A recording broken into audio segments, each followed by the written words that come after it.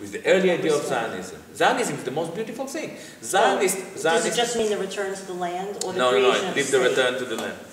Zionism initially was a very unique moment of Jewish self-reflection. They said, few clever European Jews assimilated, so look at us. We are moneylenders, bankers, we don't produce anything. You know, Bochov came with his pyramid. He said, every society looks like a pyramid, a lot of working class, few middle class, one bourgeoisie on the top. Look at the Jewish society, it's the opposite. You know, maybe we have a one working class, two middle class, and all the rest are bankers. He said, this is wrong. This is wrong. But it's not our fault. It all happens because we don't have a land. And as a young person, I believed in, we were raised with those values. Now, those people came to Palestine with these ideas, and for 2 weeks they walked, some of them 3 months, the fields and everything, and then they found out that the Palestinians were cheaper, you know, and this was the end. So, for some reason, what I'm saying actually, that Zionism, the pure early Zionism, leave aside the settlement project, was a very unique moment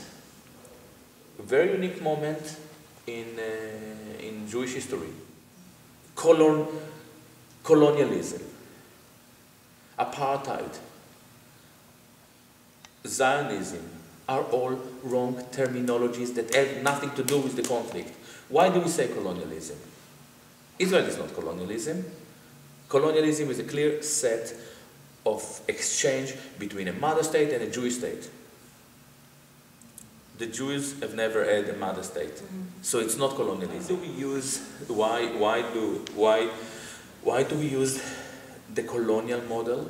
Because actually, the Jews feel okay with it, the Jewish anti-Zionists.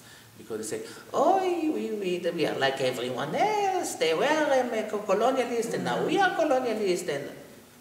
But if we want to help the Palestinians, we should help the Palestinians first, primarily. We should take care of appeasing our 12 Jewish anti-Zionists. Apartheid. Israel is not apartheid. It's not apartheid. It's very convenient to say apartheid because people know. It's not apartheid. Apartheid is a clear system of exploitation of the indigenous. Israel doesn't want to exploit the Palestinians, it wants to wipe them out. So Israel is actually a Lebensraum concept. It is similar to the Nazi vision of living space, expansionist, racist ideology. You know what? We will compare when the comparison is needed, because it is about time after 60 years to start to tell the truth. What should we tell the Palestinians? Listen, you know, the Jews, they don't like it when we compare it, so stay in Gaza for another 60 years. In 60 years we check it again. Is it what we promised the Palestinians? No, I'm tired of it. I'm not working in university. You cannot take my tenure. If you want, you can break my saxophone, but I will get another one free because I'm playing fast and loud. I'm good at it. I'm getting them for free. You can break my reed. I am a free entity. If this means now that I will be the person who compares Israel with Nazi Germany when it's needed, I don't say that Israel run death factory yet. But when it starts to run a death factory, shall we be again sensitive and say, oh, but Philip Price doesn't like it? Philip, tough brother.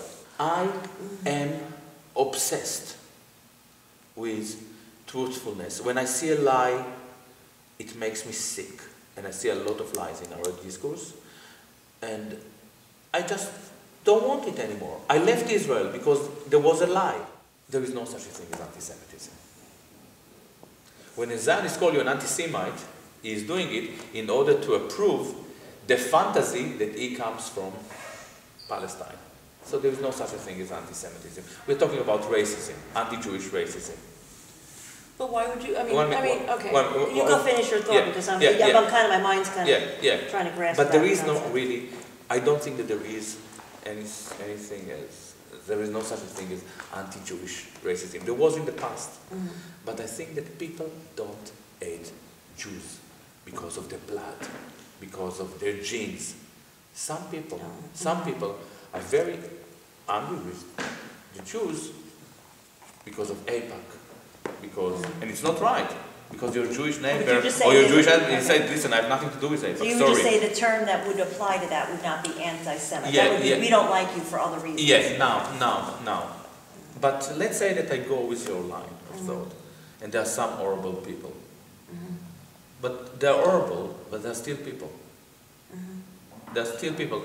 I don't want anymore to differentiate between bad people and right people and locating me in myself. Am I really great? No. I moved to talk, and this is important. I can tell to the camera, this is important. I moved to think in terms of being a world citizen. I'm not a Marxist cosmopolitan. To think in terms of a world citizen means that we live on this planet. This planet is our house, and we have to look after it. And we have to make sure that we don't have these uranium depleted shells, you know, that we get our waste, nuclear waste, and throwing it on Palestinians or Iraqi in Fallujah or next week in Iran. It's outrageous, and we have to find another way to do it, to deal with it rather than doing it. And it also means that we are all brothers and sisters. It means that rather than separating discourses and finding the dividing people between progressive and reactionary or chosen and Gentiles, we are all brothers and sisters. It means that the Israelis are also our brothers, and the Jews are our brothers, and Jewish Independent Voice are also our brothers, and we have to take care of them. How do we do it? We write a book, we write The Wandering Who.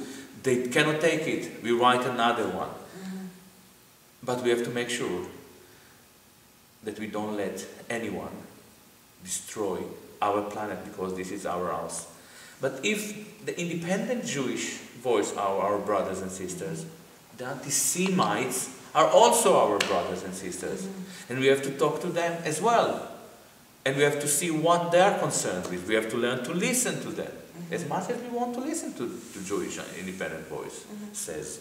Okay, I'm going to ask you, what do you see, not your role, because you see what your role or how you fit in and what you do. What do you see as my role, okay? Yeah. And the role of my group, these little groups that Very are popping simple. up all over the country. It's very simple. How do we get the, how do we, It's very how do we simple. help? It's very simple. Every night I'm asked the same question, and I already mentioned it. You have one instrument. It's the only instrument that we have to make your voice. Your voice. You know, you cannot win an Israeli tank. You look strong, but you know you're not strong enough. Our only means toward liberation, it's not just the liberation of Palestine, it's our liberation as well. We have to start to talk.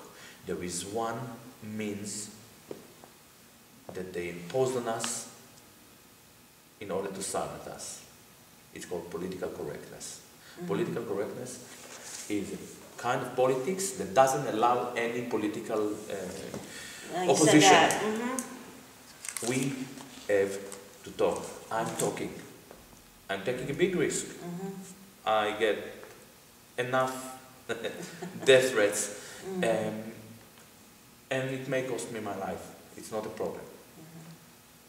But we have to start to say what we think, what we see, what we feel when we close our eyes, to call a spade a spade.